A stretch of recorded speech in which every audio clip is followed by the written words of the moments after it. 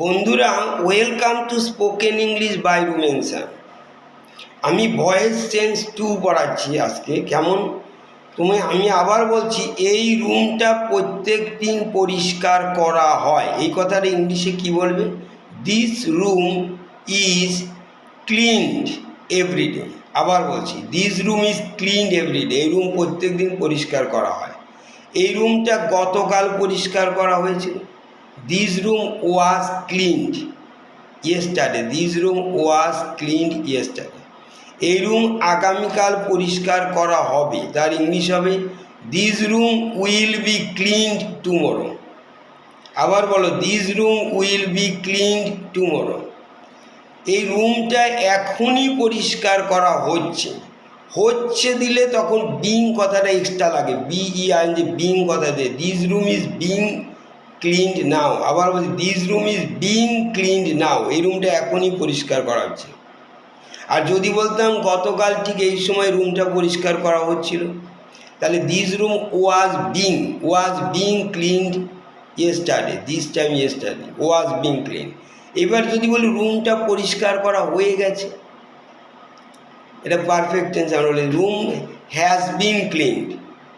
Room has been clean, পরিষ্কার করা হয়ে গেছে।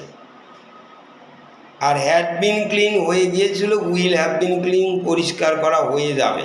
এটা আগামীকাল। এবার আমি আরেকবার বলছি, আরেকটা শুনে না। ধরো একটা কাজ, যেমন আমি বলছি ভাত প্রত্যেক দিন খাওয়া হয়, তাহলে কী হবে? Rice is eaten everyday. আর যদি ভাত এখনই খাওয়া হচ্ছে, এই কথাটা তুমি ইংলিশে কি বলবে? রাইস ইজ বিং ইটেন নাও, এখনই খাওয়া হচ্ছে। আর যদি বলি ভাত খাওয়া হয়ে গেছে, তা রাইস হ্যাজ বিন ইটেন, বলবে রাইস হ্যাজ বিন ইটেন, খাওয়া হয়ে গেছে।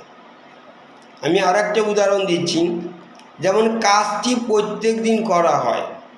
English, the work is done every day. The work is done every day. কাজটি প্রত্যেক দিন করা হয়। ওয়ার্ক ওয়াজ ডান ইয়েস্টারডে, কাজটি গতকালও করা হয়েছিল। তাহলে কী হবে? The work was done yesterday. আগামীকালও করা হবে, the work will be done tomorrow. আগামীকালও কাজটি করা হবে। আর কাজটি এখনই করা হচ্ছে, তাহলে কী হবে? The work is being done.